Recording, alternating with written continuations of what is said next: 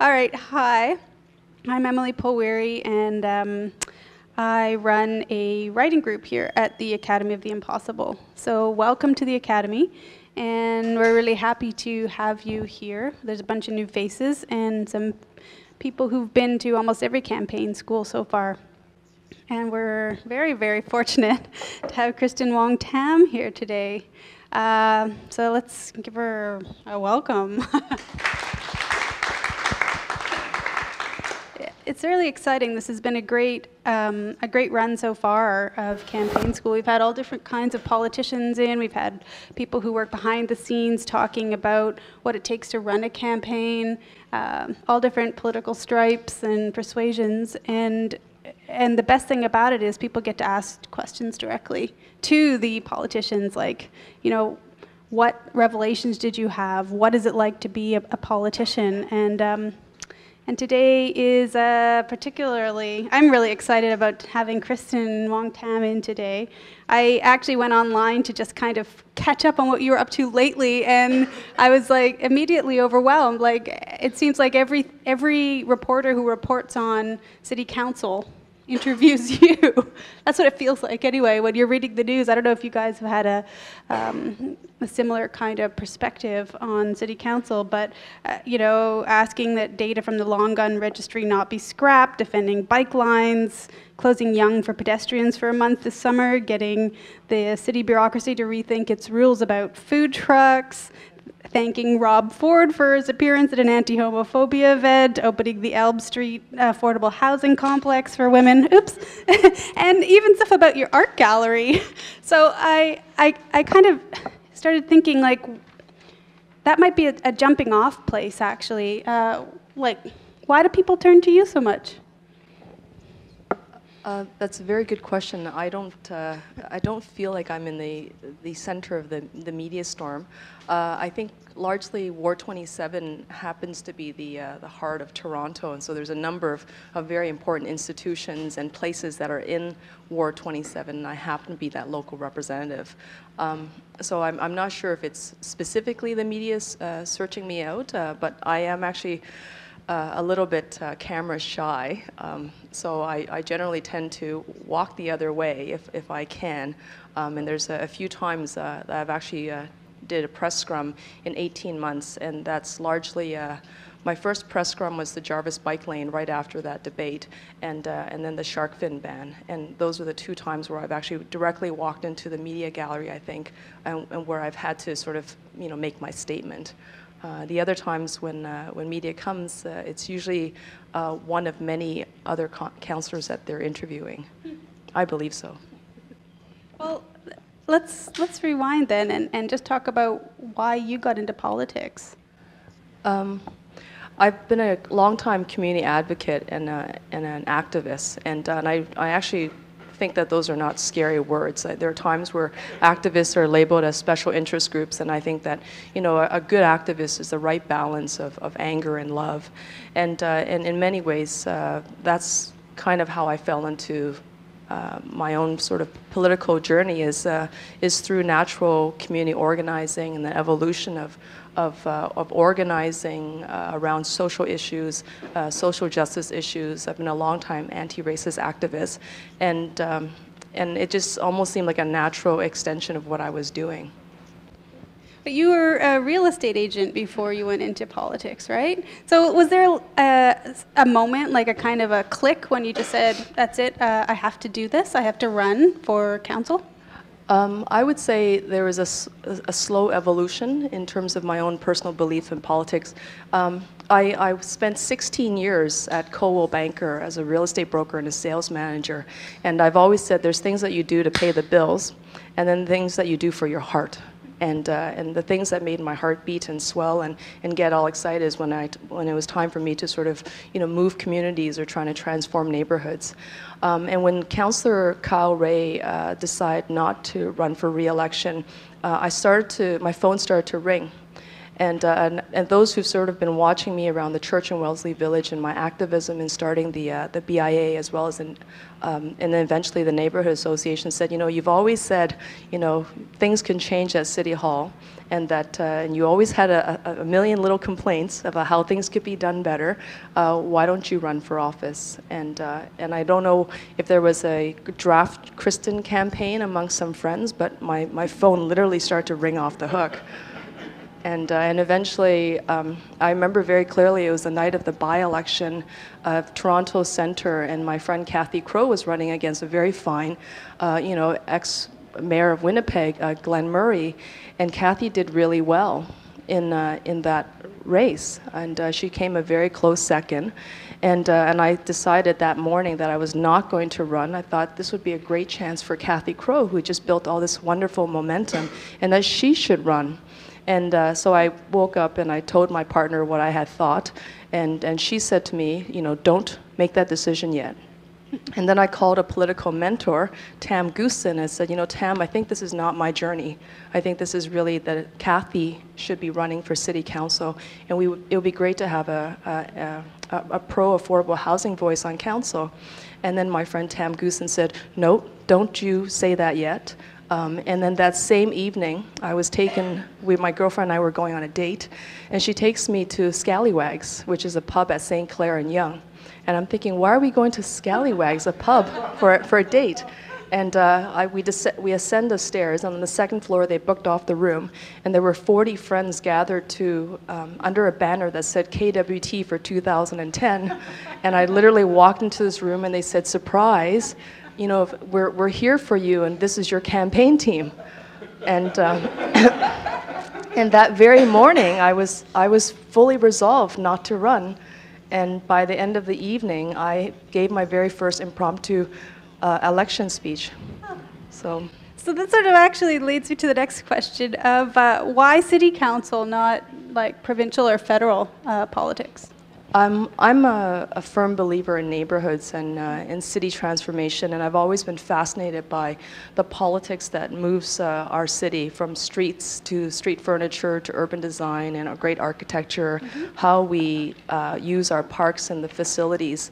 And I've always been somewhat analytical and somewhat critical that perhaps our city services, which is the most direct form of government that we have access to, that perhaps it's not serving everyone as well as it could. And we know that city services, it's almost like a one-size-fits-all program. But in many ways, women access city services differently from men.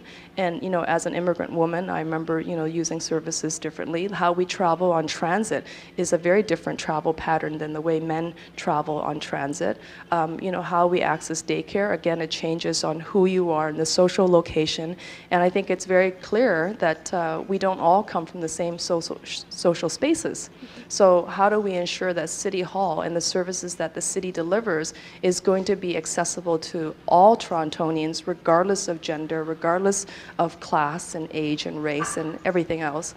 And I'm very, very interested in how to unpack that. And otherwise, it's not efficient and it's not effective service. How do you unpack those things? I think one of the tools that we haven't really actively explored is the Office of Diversity and Equity Management, Human Resources and Human Rights. And because if we survey Torontonians and ask them what are the important services to them, aside from going through this sort of monolithic KPMG core service review, I think that you'll get some very different responses depending on where people live. So for example, we have priority neighborhoods across the city, and if you ask the residents who are living in priority neighborhoods what are the important services to them, you'll get a very different answer than those who might be living in more affluent neighborhoods such as the Beach, or in my case Rosedale and Moore Park. And then how do you bridge all that? And I don't think that we at the city have been asking the right questions to the broadest space of community. And if we don't know who we're serving, then how can we possibly be doing a good job of serving them? And so that's the challenge, I think, for for the city bureaucracy is to know that it's not a one-size-fits-all solution. It has to be somewhat tailor-made, and you also, the byproducts of that is that you get to foster a culture of civic engagement and political participation, and that's and that's something that's very important for city building and transformation, because change doesn't come from top down. I don't believe change comes from the bottom and proliferate it up. And if we can take that triangle that's sort of looking like a pyramid, and really just sort of live with, that model, or perhaps invert it. Maybe it needs to be a hexagon, I'm not sure. But certainly I know that the structures that exist and the powers that exist today are not working for everyone. And you can see it clearly in the socio-economic class divides. And we have a city that's now more polarized than ever around sort of these false geographical lines of suburbs and downtown. And I just think that, if we break all that down, we'll find that we want livable neighborhoods, we want walkable neighborhoods, you want, clean water and clean air, you want your parks to be clean and infrastructure to be well maintained, and, soft services, or the social infrastructure that every community needs, that has to be, fully entrenched and not ever compromised. And right now we have a completely different political culture that's starting to dismantle all that, and it's taken years to build. So I think there should be a real cause for alarm, because once these institutions are dismantled, they don't come back to, in a day. Mm-hmm. So what techniques do you have? I mean, just looking out at the crowd, you can already tell that your demographic is really different from other politicians. People who vote for you are probably quite different, and who are interested in following the minutiae of what you do at City Hall every day. How would you say that more people and more diverse people could become engaged in the political process? I use a little tool I developed. It's called CEP. Communicate, engage and participate. So communicate with your constituent, make sure they try to stay informed. It's very difficult. I have the second largest, most populated ward in the city, so there's close to 100,000 voters in Ward 27 alone. Some of the suburban wards have literally half that population, and we have the same amount of staffing resources and the same office budget to reach double the population. So I do find that it is a challenge to stay, in touch with all the residents. But I think communication is absolutely key. Be very clear in why you're doing it. And obviously there's all sorts of room for improvement, and even in the way I operate, I know that there's times where I rethink, why did I say it this way? And perhaps, language is very powerful. So how do I make sure I don't say something that's just so black and white, that allows for no gray space for us to move back, and I never want to close the door on anyone.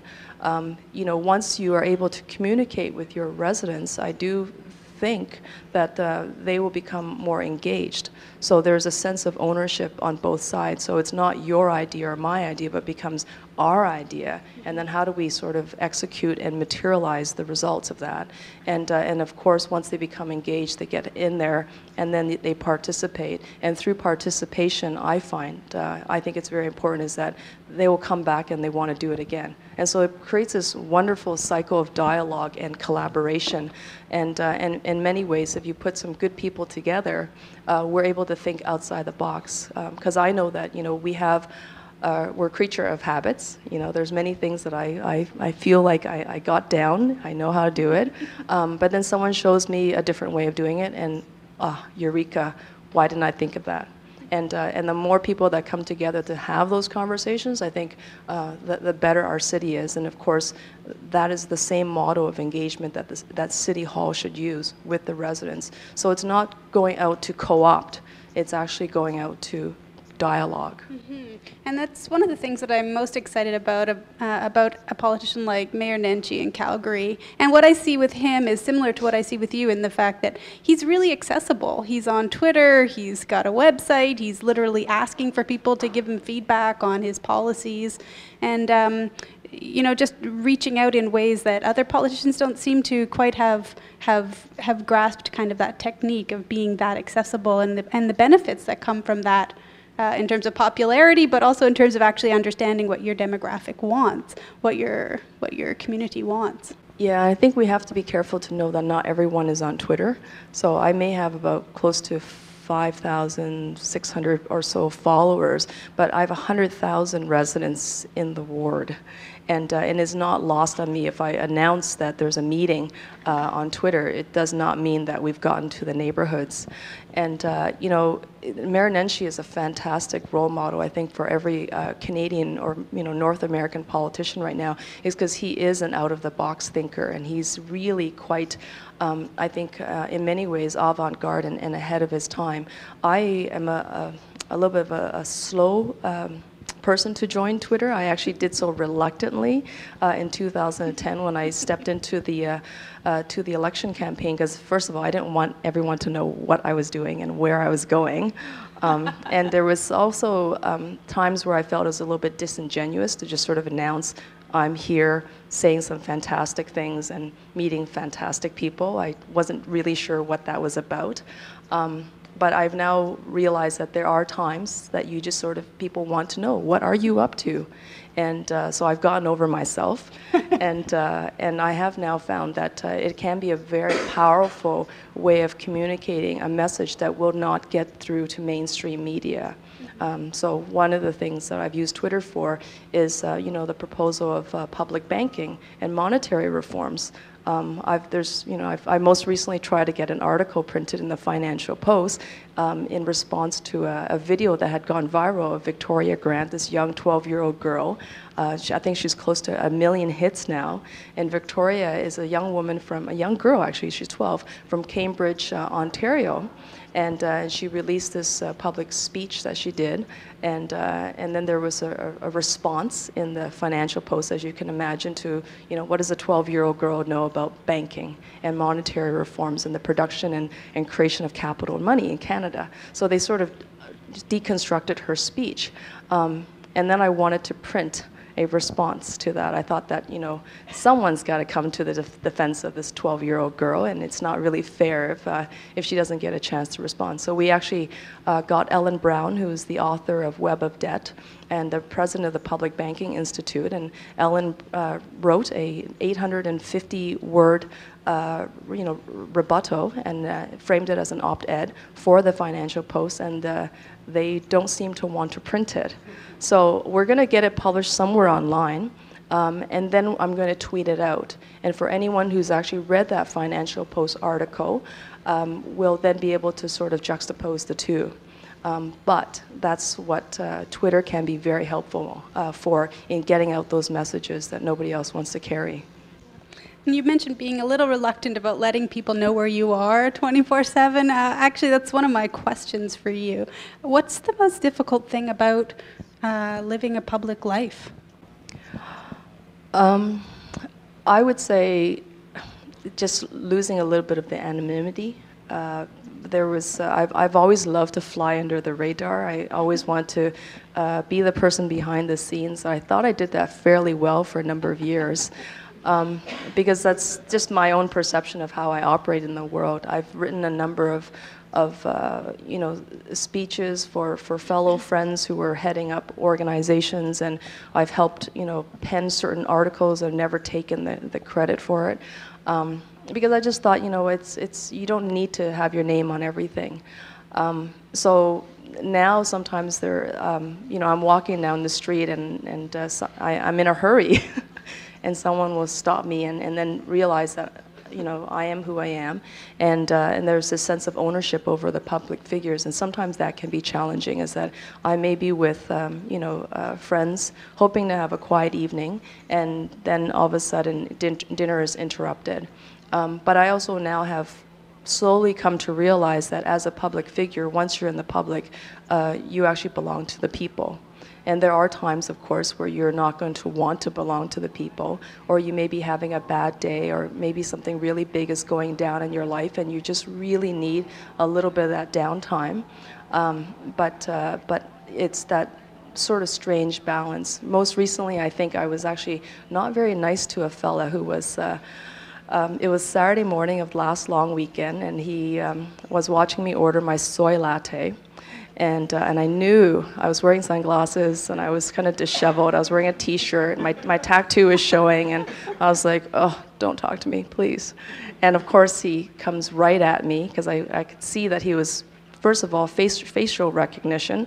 Then he was, thinking about what he was going to say to me, and then he unleashed this anger and fury about taxation at City Hall, and how, he just pays too much as if nobody else does. And I just thought to myself, I hadn't even had my coffee yet. So what I said to him is like, sir, it's the Saturday of a long weekend. I haven't had my coffee yet. If you want to give me a call on Tuesday morning, I'll be happy to speak to you. Not knowing if he lived in the ward, not knowing who he was, I just knew I just couldn't handle him at that time. And I actually was thinking to myself after I walked away, perhaps I was a little bit short. And so if you're out there, I'm sorry. And you can call me. It wasn't a brush off, it was genuine. It was. Yeah. So that actually leads me to almost the opposite question. You are characteristically, at least in the Toronto Life article that I recently read about you, very open about your private life and aspects of your life that other politicians may not speak about openly.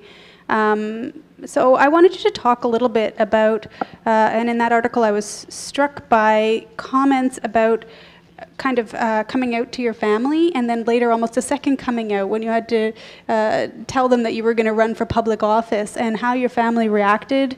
If you could just, because I think a lot of young, especially people of color who are thinking of running for political office may be in a similar position. Mm-hmm. So I think at this point in time, my public coming out story is pretty well known. It was even documented in a National Film Board documentary at that time. The second coming out, of course, was actually expressing interest in political office. I still had not fully decided. This was before my friend's surprise party. And so I had told my mom and dad that this is something I was thinking about. And boy, did they have an adverse reaction. They just thought I'd fallen off the truck and drank too much weird Kool-Aid. Because they said, life is good for you. Like, we've all struggled as immigrants to this country. You want stability, and I had reached a particular place in my career where, I was doing fairly well. And I said, let me invite some friends who want to talk to you, because I reported to my friends that this is what my parents say. Now you got to remember, I'm 37 at that time when we were having this conversation. Why do I need my parents' permission to do this? Because I know that it's really it's a public job. It's going to involve every single one of your family members, and I wanted to make sure that they were going to be down with it. Because if they weren't going to be good with it, I was not going to do it. And of course, they were not good with it. And so I went to my friends who, at this time, it was Winnie Ng, who was a very long-time dear friend of mine, and Tam Goosen again. And so these are like, the elite of the Chinese community, especially with respect to activists. And so Winnie and Tam came to my family dim sum Sunday morning in Chinatown. And so it's a big deal to see Winnie and Tam join you for dim sum. Like, so my parents are like, oh, what's going on here? And because they see them in the media, so there's a little bit of star power with those guys. And my father, who was as a naval officer, that's what he did before we came to Canada, who's always been a very strong man, a very quiet man. My dad got up and left the table. And he is a very polite man. Everybody who meets him says he's extremely courteous and he's very charming. And my dad just like, I'm not going to have none of this. And so he left the table. And so I said to Winnie and Tam, I said, well, you've just seen the reaction. This is not going to happen. And so my mother, of course, didn't leave the table. Maybe it's because my dad left first, so somebody had to stay at the table. So they finished their conversation, and we had a little bit of tea and some pleasantries, and then Tam and Winnie left. And then I said to my mom, okay, so I guess that resolves that. And so 3 days goes by, and I'm still getting called. And by that time, I said, "Look, I just don't think this is going to happen." And then my mother calls me out of the blue, and she said, "You know, they seem to think you can do this job. We don't know for sure if you should do this job, but if you want to do it, then we'll be behind you." And so that was the green light, but they had casted so much doubt in my head that I was still meandering back and forth until the big surprise party. And by that time, I was 2 feet in. Were they at the surprise party? Yes. Okay. Yeah. That's nice. Yeah. Yeah.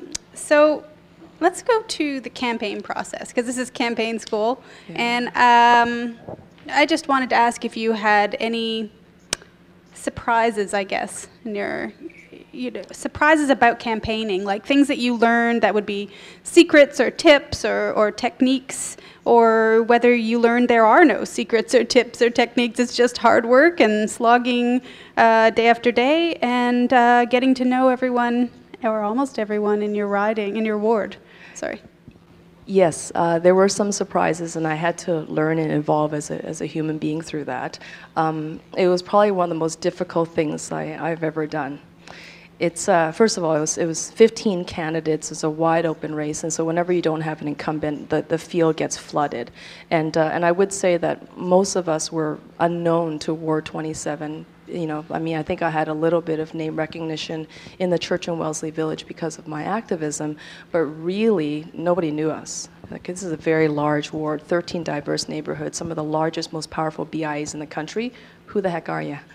And every single candidate, with the exception, I would say, of probably Enza Anderson, was unknown. So, and Enza, of course, wonderful person. She ran for office before, and she ran for mayor, so she had a little bit of name recognition.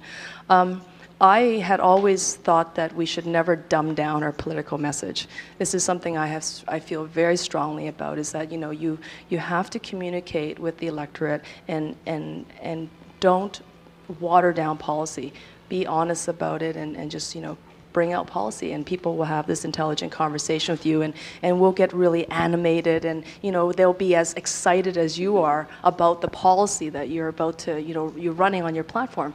Well, I've learned that there is not a lot of time on the campaign for those policy announcements. And aside from the mayoral candidates, nobody else really knows what you are about. And that was a big surprise to me, because maybe it's politically naive on my part to assume that everybody wanted to talk about policy. But really, the only people that were interested in policy was the media at the mayoral level.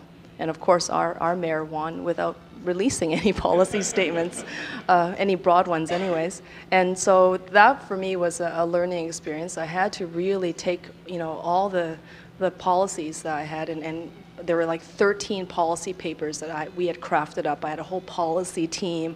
We were vetting out all sorts of things that the city needed to do in terms of transformation, and very few of it got released. I think I released maybe 2 documents, one on laneway reclamation, on urban design and build form, and the other one was about development and the planning process. Everything else got shelved, largely because we had discovered that nobody really wanted to talk about it. So on my campaign website was all the policy, but I couldn't put it in a literature, and they said, give us 3 things that describe you, and 3 words, and that was all it was, and a slogan. And so my slogan was leading change together, and I meant every single word of it.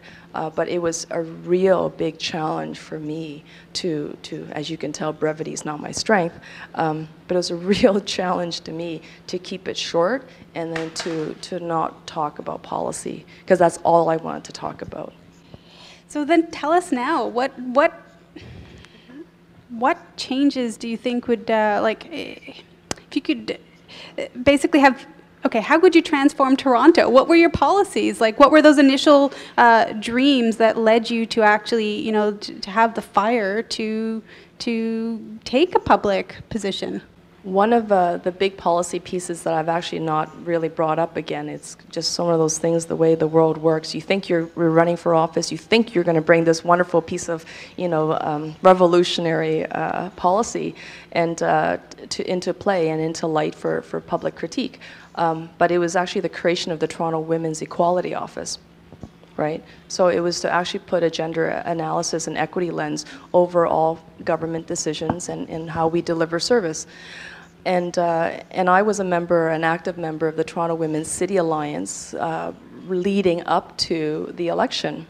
And really that was why I decided to run for the election, because during the Miller years, we had advocated for the creation of a Toronto Women's Equality Office. So this is something to be said, and no disrespect to Mr. Miller. But even during good times with a progressive council, with a progressive mayor, we didn't get necessarily, I thought, better equity, policies at the city.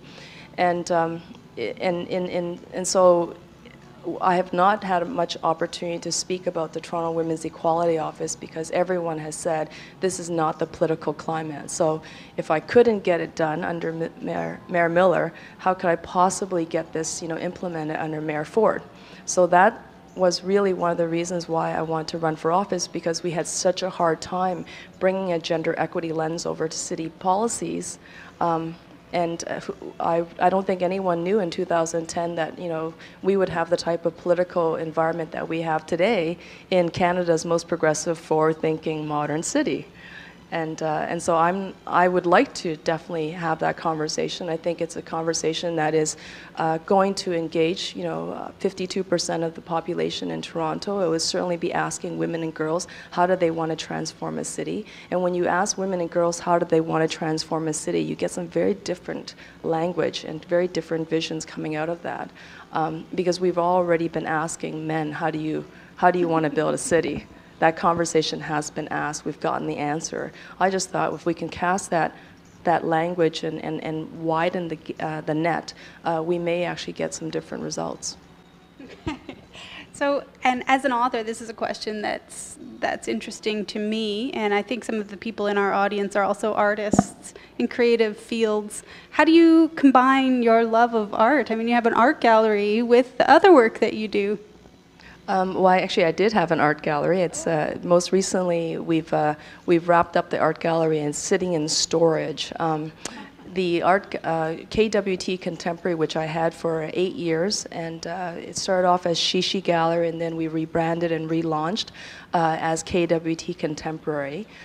We actually curated 170 exhibitions. It was a very large exhibition space, so it was 2 solo exhibitions every month for 8 years. I was not able to renew my lease. It's a very common story. It happens with you're a politician, or if you're just a regular gallerist, I think. And I had said to the landlord, I said, it wasn't lost on me, I said to him, that when I first moved into the neighborhood, there were 4 galleries there. And we were all side by side, Lehman, Luscu, Schindler, myself, Moose Gallery, as well as Artia and Olivier underneath, so technically 4.5, 5 galleries. I say 4.5 because one of them was very part-time. And so it's not lost on me at all that, as neighborhoods, go through this gentrification or revitalization, the creative cluster that actually sort of brought a neighborhood to sort of cultural importance ends up being literally sort of outpriced. And so my gallery is now sitting in storage. I'm quite determined that if I am going to reopen this gallery, also limited of time, if I'm going to reopen this gallery, I'm certainly going to own the building, because I'm not going to want to be a commercial landlord again. It was very challenging the last 12 months of being in a space where the landlord said, the neighborhood's improved dramatically, we can move a spa into your space, we can put an IT company in your space, you're going to have to double the rent or move on. It's just so frustrating, because it's art galleries and things like that make a neighborhood come alive, usually. That's right. And I think in some ways what's happened now is it's actually freed me up a little bit because before I was very careful not to promote my artists necessarily. I thought that, I don't want to use my office as this place of influence.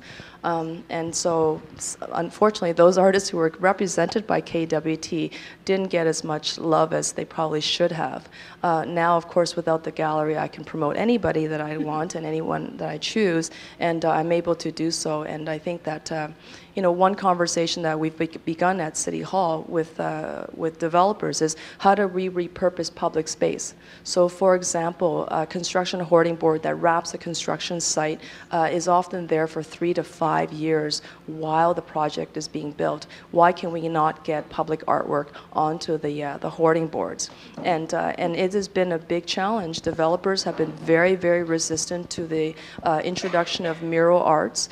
They want it to be very much a promotion of their site, so it becomes first-party billboard advertising, which I don't think necessarily beautifies our streets and informs the public. There is no real meaningful dialogue and engagement, but that's what they want, and that's not what I think the public wants. And when we've brought forward the idea to developers, there's been a lot of resistance. They may sort of say, yes, councillor, that's a great idea, don't worry, we'll take care of it. And then they produce the most meaningless artwork in their position of in their representation of artwork, and it's basically all commercialized, and it's all it's still branding their project. And so we're trying to negotiate those pieces back and forth, and it has been a lot more challenging than I thought. They just are very resistant to doing so, and what they want instead, and it's been pitched many, many times, and I've said no many, many times, is they want third-party advertising on construction billboards. And if you've traveled in other cities in Mexico, they allow that, and the streets look awful. There's construction hoarding, covering a vacant site, and then this massive Coca-Cola or some car advertising banner on it, and it just looks like garbage. I don't think we need that in Toronto. So I'm only going to ask a couple more questions, and then I'm going to open up, invite people to come up to the microphone and ask their own questions. So if you want to start lining up, this is your cue. So I just wanted to really end the interview with a couple questions. The first is, what advice would you have to particularly young women of color and men who aren't part of the old boys club, who want to stand up for their community, who want to speak up and make the city or province or country a better place? What advice would you give them in order to get started? There's no chair you can't sit in, whether it's the director's chair, producer's chair, the mayor's chair, or the prime minister's chair. And I think we need to own that and take that. It is not going to be an easy journey. There is some very entrenched power structure in place. There is a perception of who is a leader and who is not. So number one, know that it is going to be a challenge. And also know that you're going to have to work 3 times harder than anyone else in the room to prove the fact that you are just as good, if not greater. And surround yourself with friends and family that will support you through that journey, because there were many times, I can assure you, that speaking to other candidates of color, is that there were many trying moments in their campaigns where they knew that regardless of what they said, just because they got to the door and their names were Muslim, they had a different reaction right away. And I remember on numerous occasions people asking me if I was married, if I had children. Now, this is Ward 27. It's the coolest ward in the city, right? But that's exactly what they asked me, and I thought, why does that matter? Right? So, but again, it was out there, and you had to sort of deal with it. Okay, so I'll just flip the coin and say, what warnings do you have? You kind of covered that, but if you want to give people a warning, I guess, ahead of time, that will save them in the long run. I say do it. there's never a good time. I think you'd have to evaluate for yourself whether or not you're really ready to go for it. Understand why you want to do it. Like, what is your purpose and destiny, and what can you bring to the conversation? If it's a matter of seeing your name on a lawn sign, well, become a realtor, because that's very easy. But if your purpose is really to transform government or to change the dialogue, then know that there's probably a very good chance that you'll be able to bring something to the table that no one else has. I've got some very good corporate lawyer friends. I've just made them throughout my years of working in the financial real estate market, and they've said, Kristyn, there's 3 types of people that run for office. And I said, who are they? This is great. I'm getting some good advice. These guys, are the money managers of the world. They work for corporations. They sort of lay down the corporate institutional law. And so these are the 3 types, according to my corporate buddies. 3 types of people that run for office. It's egotistical. I see some smiles in the room. Delusional. Or you're altruistic. Right, so they've always said. Which one are you? They've all labeled me as the altruistic one. So, but I don't know if that's the truth or what have you. But I do know that it's got to be you've got to be ready, and then know that your life is going to transform. And it is an incredible honor to serve. I mean, there's 44 of us in a population of 2.6 million in this great city, the best city in the world, that get to have a front seat of driving the city forward, and that's exciting. Cool, thanks. So let's open the floor to our first campaign school member, Idil, who actually came up with the idea for campaign school originally, because she's considering running in her area. Hi, I don't know if you remember me. We met at the Ryerson lounge of the study of. Yeah, could you hear me now? Okay. We initially met about a talk about women of visible minorities in politics and business, and my question is, how do you deal with the politics of tokenism? You seem to embody characteristics of underrepresented communities. You're a recent immigrant, you're a woman of color, and you're a member of the LGBT community. I want to know, both internally and externally, do you ever feel like you have to represent in some ways? So externally, do you feel like people approach you and say maybe, oh, we have a question about diversity, we're going to go to you, or we have a question about how to better the LGBT community, we're going to go to you. Internally, do you feel like I have to represent my communities? And also, do you ever feel like there's some fractions between both your Asian community and your LGBT community? So just how do you deal with it? Is it internal desire to represent, or do you feel the pressure of representing from external factors? It's a great question. There are times where there's conflict. It just happens, right? There is no community that's monolithic in nature, that has one political expression and one political opinion or one view. And certainly there are moments where we've had those conflicts. So for example, during the shark fin debate, the Chinese business owners, the Chinese restaurant owners, I should say, those who were serving shark fin on their menus, they were upset. And it didn't matter what I said, they were just upset. So I know that there were times where, I knew it was the right thing to do, and I was going to, upset and disappoint portions of that community. And then there was, for example, the whole GSA debate right now that's happening at the province, the gay-straight alliances. And there are Chinese Canadians who have never politically protested in their lives. All of a sudden, they were being bussed by their churches to Queen's Park, and they were saying, some really, anti-gay things. And so then I had to come out and say something very different, because I didn't want homophobia to be racialized in the community, because that's only one portion of the community. And so, those are the times where there has been some conflict. And I think that, with respect to how we engage our intersectional identities, and there's many of us who have more than just one identity. it's oftentimes trying to be aware and be sensitive, and being self-aware, I think, is very important. I've actually spoken to some of the progressive councillors and said, you know, guys, it would be great, just fantastic if you talked about equity every now and then.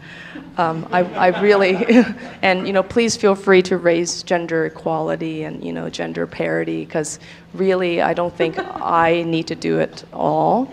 And they're like, right, you're absolutely right. And I don't know if it's because of my arrival at City Hall, but all of a sudden they thought, oh, Kristyn will just take care of the gay stuff, and Kristyn will take care of all the Asian stuff, and Kristyn will take care of the woman stuff. And I was just like, wow, that's a lot of work for one person.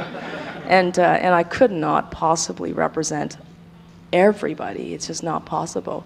I have noticed there are times where I've been cynical as well. Like when you know, the whole conversation about hope and optimism, there have been times where I've been very cynical about politics and about politicians, especially as a private citizen looking in, going, they compromised, What I've now learned on the other side of the, you know, the fence is that it's sometimes very, very challenging to try to get exactly where you want to go in a straight line. Sometimes you need to sort of, you know, make some moves that will bring a few more people on board, that has that conversation with the right person, that will open another door, knowing that, you know, where you want to go is here, but you may have to go a few detours and then bring a few more people with you to that journey, rather than trying to make a straight line and having those folks come in and block you. So that's been a learning experience for me. And, but I have to say it's been a very natural adoption. I didn't think I was as patient as I am, but I've learned that I am. Thanks. Irfan? Sorry. I actually just wanted to revisit the issue of gentrification that you spoke about, because I mean, it's something we see everywhere. Like, we're seeing it right now in Regent Park, we're seeing it right now where I live at Ossington and Bloor.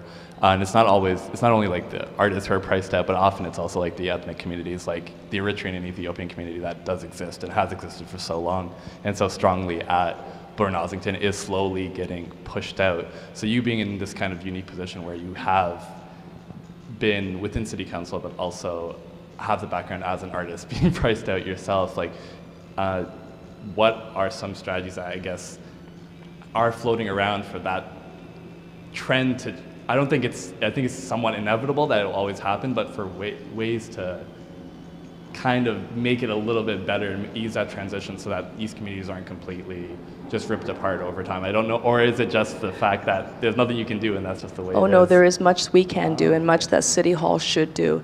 What we don't have is clear political direction on affordable housing, and there are certain neighborhoods that are on the sort of the cusp of revitalization, right? So this is where, you know, land is still somewhat affordable, and there are opportunities for land assemblies. And I've actually always felt that, you know, Build Toronto and that type of institution should be in the position of land acquisition rather than land disposition, because right now, once you dispose of the asset, it's gone forever. But we know that the most tangible and most valuable asset that the City of Toronto owns is land. And if we actually take a look at an inventory and do an asset mapping of government assets in particular areas, so for example, in this area, along Wallace and Symington and what have you, if we analyze who's owning what does the federal government own, what does the provincial government own, what does the City of Toronto own, what do the school boards own, and then purchase them, as opposed to let them go to the free market, which will then build free market condos and housing. Buying it now at this early stage, knowing that the valuation will go up as you're putting in the social infrastructures, the parks, the community centers, like you're building a neighborhood. You actually will be in the driver's seat because the capitalization and the market afterwards is driven by you. So meaning you and I, meaning the city and the people, will then be able to open that conversation and bring in the private partners to help us build. And we choose who we want to work with on the terms that we want to build. And we can do this from Regent Park to, in my community, it's Moss Park and the Allen Gardens area that I'm very interested in acquiring land. I think any move right now for the city to sell land in these type of neighborhoods is incredibly dumb. And we need to do everything we can to build a feasible business case to say this is why you should be acquiring property and not disposing it to the free markets. It doesn't make sense. And I have a real estate background, so I kind of know what I'm talking about. Thanks, Irfan. Matt, do you have a question? Yeah, I do have a question. You touched on this slightly during the answer to the first question that was posed. Can you elaborate on some of your experiences when you had to compromise your own political or personal beliefs in order to get where you needed to go? Because ultimately, the goal is to get votes, and you need to do that. So you mentioned it's very hard to do it in a straight line. How did you feel about that when you were doing it? And it's something that ultimately anyone running for an office has to do. I think, you know, if you asked this question to Kristyn as a teenager, I probably would be much more hardened in my position. Things were much more polarized for me back then, black and white. But Kristyn, as a 40-year-old, having some, you know, life experience, will be able to now say, keep the door open for dialogue. Don't ever give up on anyone. There are some people, gosh, I can tell you, it can be very trying. But there are most people at City Hall, I find, if you give them a good reason, unless they're really entrenched in their ideology, they can follow you as long as you are able to articulate the vision and the purpose, municipal purpose, and the strategy and execution. It takes time, and certainly it takes a willingness to sit down and collaborate. It is not easy. But if I know that the end product, for example, the end goal is to build more affordable housing, then I'm going to have to exactly explain the vision of affordable housing and how we can obtain it. Public banking, is, as many of you may know, is a very important policy for me. And I know that it is a very, very large, heady debate. Can you explain that a little bit, actually? Yeah, I can do so. Just, yeah. So, but in order for me to get buy-in for public policy and monetary transformation and reforms, I'm going to have to explain it. And so I know that unless people are going to understand, then they're not going to be emotionally invested.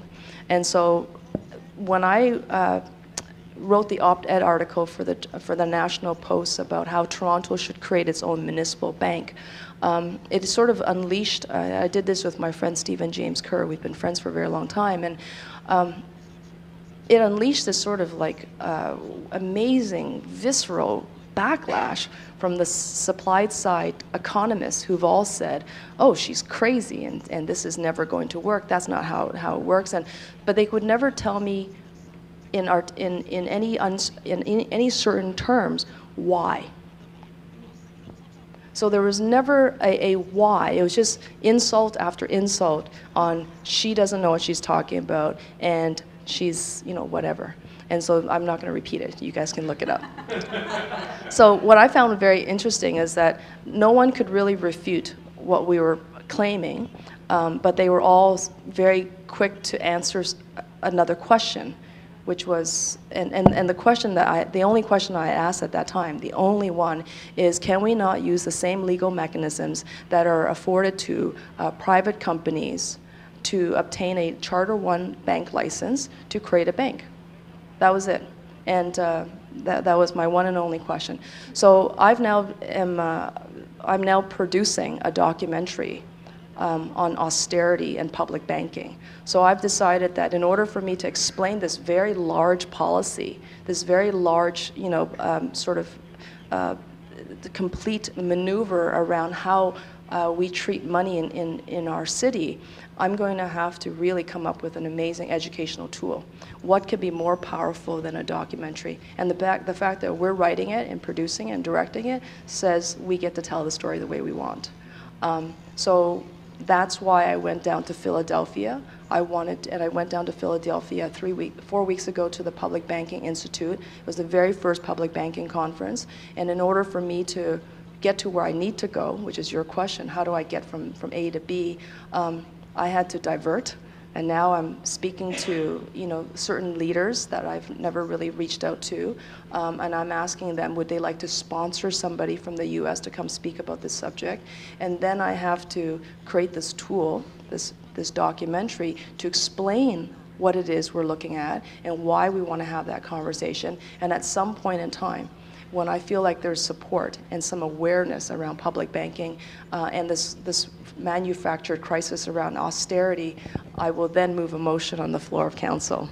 I'm not going to do it knowing that I don't have the votes, and it's too important for us to lose So you're that basically opportunity. saying you held off a little while till the time was right and the situation was such, or you are holding off? I am going to hold Okay. off because, you know, the way the right-wing economists sort of attack the proposal over Twitter and Facebook was quite jarring, and their vitriol was unleashed.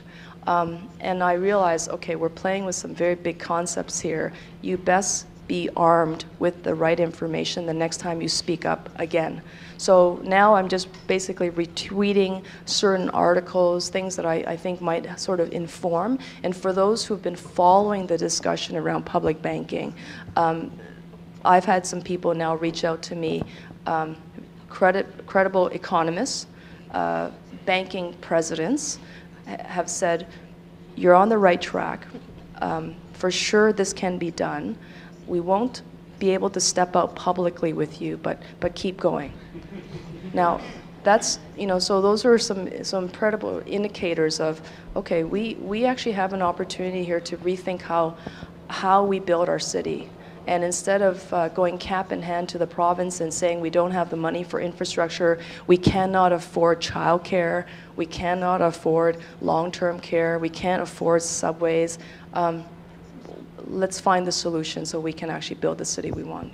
And how does that happen with such short terms for politicians? Like, it seems as soon as there's turnover, a lot of these things that you say, well, we need to wait for this and we need to build a platform of knowledge and understanding. How do you work within the constraints of the whole system with it to do that? I think it takes time, and it takes some very clear determination. There is no quick fixes for most of our big problems, because it's taken generations for us to get here. You know, I'll give you one little example. In 1981, Mayor Lastman wrote to the Bank of Canada and to the Prime Minister, essentially asking for support to build the Shepherd subway system. That was in 1981. The Federation of Canadian Municipalities that same year passed a resolution asking the Bank of Canada to create low-interest, nominal interest loans so that cities can build infrastructure and transit, 1981. We are now, you know, in 2012 having exactly the same debate that they had then, and not having gotten much further. So the dialogue and the factors in play have not changed. How do we change that? So it wasn't lost on me at all. During the big transit debate earlier this year, the fact that Mayor Ford couldn't come up with a funding policy or a business plan to build a Shepherd subway system, right? Because it's the same thing. Nothing has changed. Like the conversation has not shifted. We need a big, bold, dramatic urban intervention and a policy shift in this country and in this city. And until we actually have that, in 20 or 30 years, if we don't have this conversation around public banking, if we don't start talking about, you know, real viable options on credit creation, we are going to be in exactly the same place, and that would be sad. Do you have advice? I'm thinking, you know, the way to keep moving things forward is, the way to keep moving things forward is for not just people who are in positions of power to keep these issues on the table, but the average citizen, the average person. So what do you have to say to the person who doesn't want to run for political office? Then we'll come to your question right afterward, but just like how can the average person keep these issues on the table so that they don't get lost as soon as the next person's voted into a position of power? I think that this is where the communication really, I mean, this is maybe the Kristyn who's altruistic. If we all can adhere to certain objectives, you know, say for example, there are some very clear missions that you and I want to achieve together as Torontonians, whether it's the building of new parks or you know, the transformation of infrastructure in a neighborhood. Let as many people come to the table as possible and say, this is going to be our strategic direction, and it will probably, you know, exceed my term. I have been very clear that I will be a 2-term councillor, and if I can accomplish what I need to accomplish in 8 years, somebody else will hopefully, pick up the torch and continue to carry forward. I'm a big supporter in democratic renewal. I know how much energy and how many ideas I have coming into to office. It's going to be very difficult to sustain this sort of level of like, let's do everything for beyond 2018. So I know that I have to build a team, and we have to build this with community. And so therefore, every single one of us is invested in these projects of city transformation, and then we champion it together.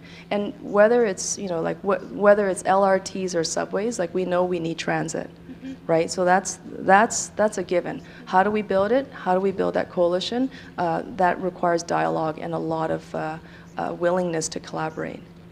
Thanks. Go ahead. Thanks. With regard to the public banking, I just want to say I'm really interested in what you've been saying about that, and I've been following it a little bit. And one of the things that I'd like to see you incorporate into the model at some point when you can, when you've got that groundwork laid, is looking at Toronto Public Insurance as well. I think banking and insurance are two industries that line big profits to a small group of people, all on the backs of the public who are compelled to use their services.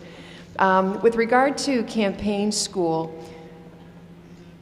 we've all, I'm sure, heard Mayor Ford very publicly on his radio program basically lay down the gauntlet and say it's Ford Nation against the left-wing pinko nuts who are going to high tax and high spend.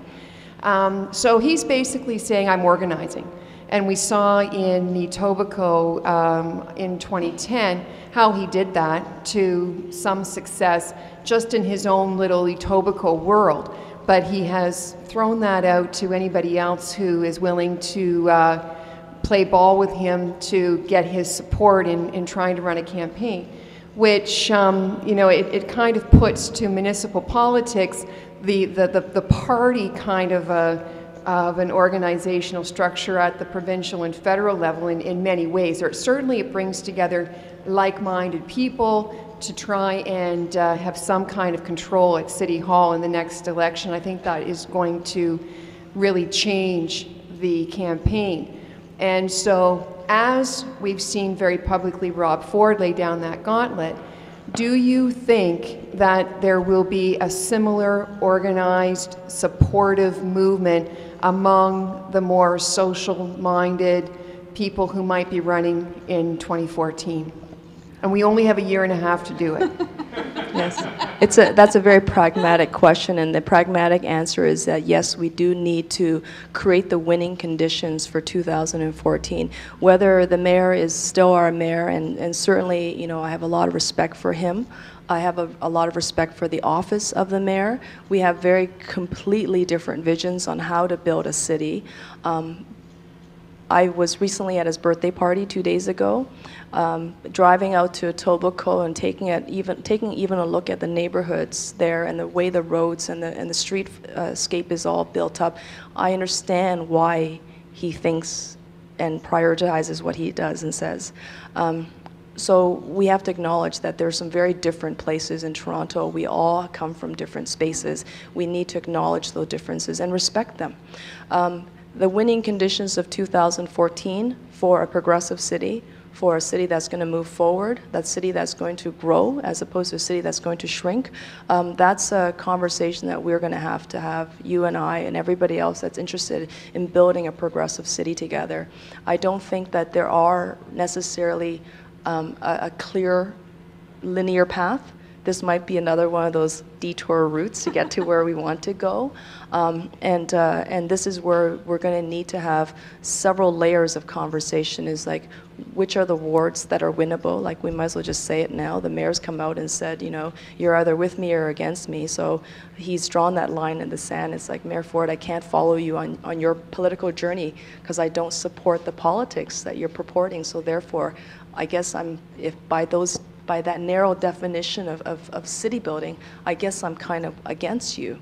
but are there opportunities for us to collaborate?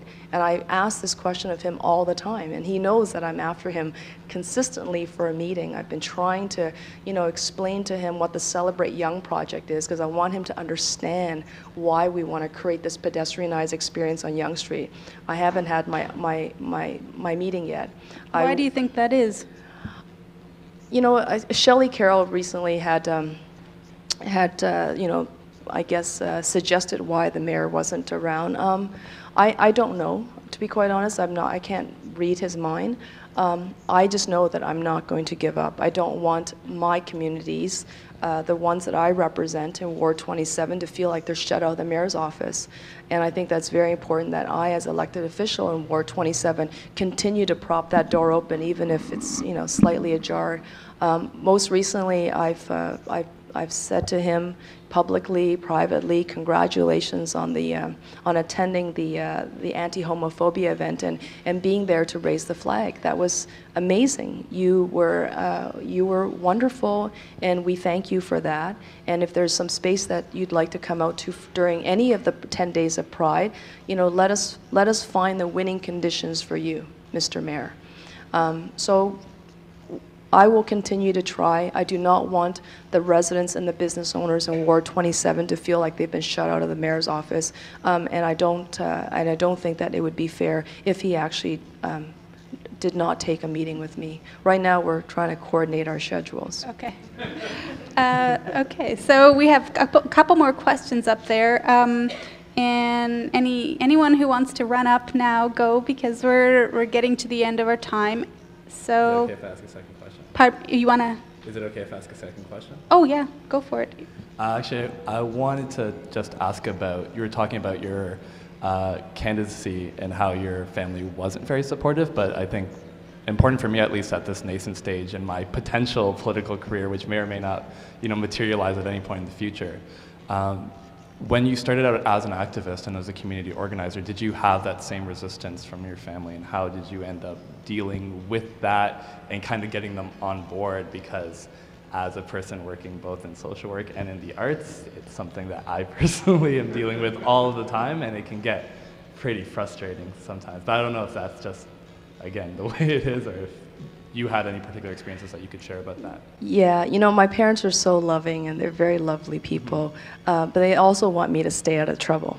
They've said that from the get-go, ever since I came out of the closet, is that they want to protect me and make sure that no harm ever falls upon me.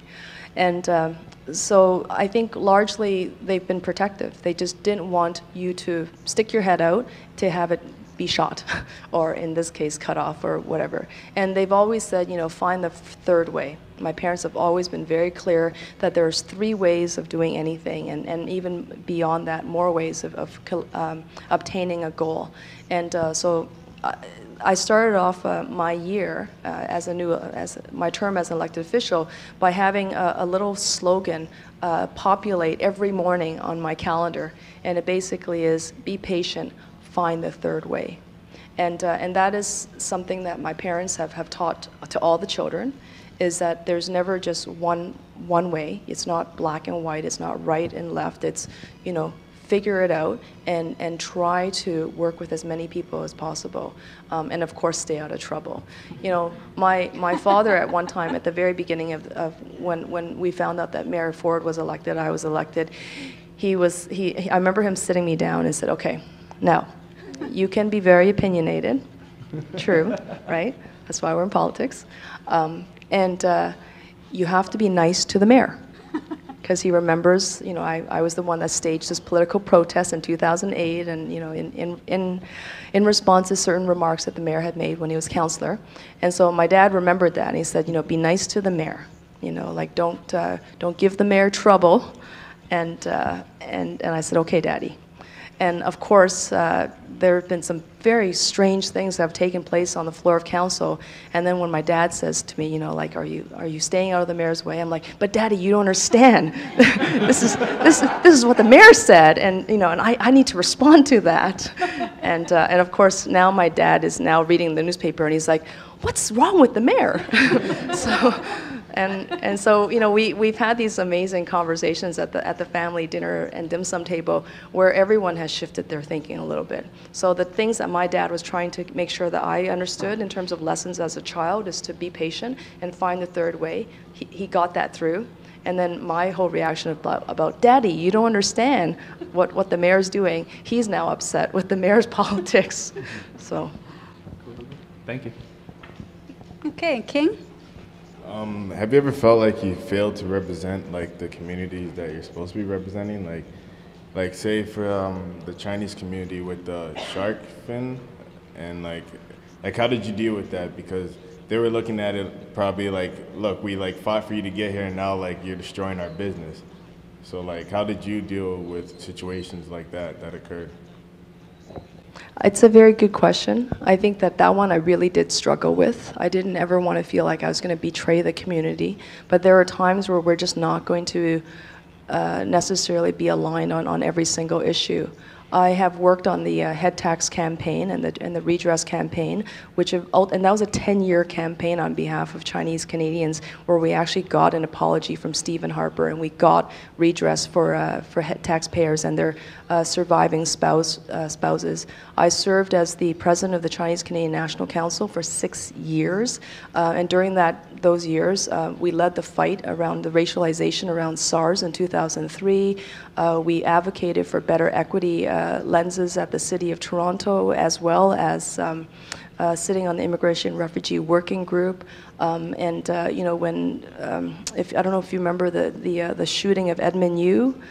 Which was, he was a Chinese Canadian man who was mentally ill, and he was in the back of a streetcar, and you know, basically the cops riddled his body with bullets. And so we were up front and focused on those debates. So I do think to many folks in the community, especially the Chinese Canadian community, they have seen me advocate on behalf of the community on numerous issues. And there were those who said, and this is an intergenerational thing as well when it comes to the shark fin debate, there was those who said, you know, Councillor, you're doing the right thing. I'm so proud that a Chinese person is speaking up against this. And then there were those who were a little bit older generally, you know, the grandmas and grandpas who were saying, you know, you're hurting the community. And then when I explained to them that the same legislative movements that were taking place in Singapore, Taiwan, you know, Malaysia, and China, and Hong Kong, they said, oh, I didn't know that. And so I said, so, you know, is it really a racial issue? Is it really a cultural issue? And so, but once they stopped yelling at me in dim sum restaurants and sometimes in Chinatown, I was able to then, hey, this is how happens, you're a public figure. I was then able to explain why I did it. And I said, you know, I really think that the Chinese Canadian community needed to show leadership on the issue of environmental stewardship. And I didn't want us to be on the back end of it. So I wanted this to be at the forefront of the movement. And in many ways, I think, you know, Councillor Cho, Councillor Lee, the 3 Asian councillor, and myself, we actually demonstrated that leadership to the Chinese Canadian Korean communities there. So I guess that's how you regain their trust, because like I know like trust takes like years to build and like seconds to destroy. So was that like your creative avenue of like regaining their trust, that like they feel like you took away from them by standing up and saying like, look, this is wrong? Well, I would say that the issue was not a very large issue in the Chinese Canadian community. It really wasn't. You know, the Chinese diaspora is very large, and the nation of China is very large. There are millions and millions of Chinese people who've never eaten shark fin. It is just the reality. And so for them, it was not a big issue. It did not affect their food at the dinner table. But we know that there is an enormous market, and this is a very large fishing lobby, where there is millions of millions of dollars to be made with the illegal trade of shark fin and shark finning. And you know, it continues to be the case where, you know, governments have signed international treaties and said that they're going to, you know, prohibits certain type of behavior, but then they don't enforce it. So all the laws in the world without active enforcement is really not very effective. And the only way we knew that we were going to be able to make an impact was by passing legislation where I could, which is at the city. And since then, there's now 9 cities, I believe, in Canada who have now taken that leadership position and said they're going to also ban shark fin. And most recently, we've seen our very first BC city, and that's Port Moody. And Port Moody's not far from Richmond and Vancouver. So it's coming. Okay. And Toronto was a leader. Thanks. And Jesse, you can ask the last question here. Briefly, I'm interested how you mentioned the diversity of wards in the city, how your ward is almost double the size of a lot of suburban wards, and yet you still have the same office budget. You still have the same resources to communicate with double the population. I'm curious both, A, the types of creative measures you take to deal with that you are almost operating with sort of a relatively less budget than your peers, and second, what you would see to redress that. Should there be a sort of redistricting in the city? Should there be a different way in which we think about how wards are constructed? And I add to that what you sort of answered to Adil's first question, the fact that geography is not always how we define community. That we often have a relationship with the city that's very multiplicitous and very diverse. How can we have that reflected in city council? How can we have a city council that not only acknowledges the diversity in population, but the diversity in movement? That many of us live and work in different wards, and how can that be reflected in terms of our elected representatives at City Hall? It's a really good question. I think it's one that the city has been struggling with and the residents have been struggling with. You know, there's a reason why the voter turnout municipally has been very low. And, you know, obviously there are times where, you know, you have some very interesting races and there's an open mayoral race, so you get a few more people. But overall, still, the voter turnout is quite uninspiring. And I think that people need to know that their vote counts. And, you know, say what you want about the mayor, his election has sort of mobilized, you know, communities. Everyone is paying attention, regardless of where they are, even if it's just out of a curiosity factor. It's like, so what's he saying now? And so I think number one is that we need to have a very honest conversation about democratic and electoral reforms. And if there are people who are not voting, we need to ask the question of why. What is it that we are doing wrong on why they're not engaged? Never mind why they're not voting. It's like, what are we offering or not offering that doesn't mobilize communities?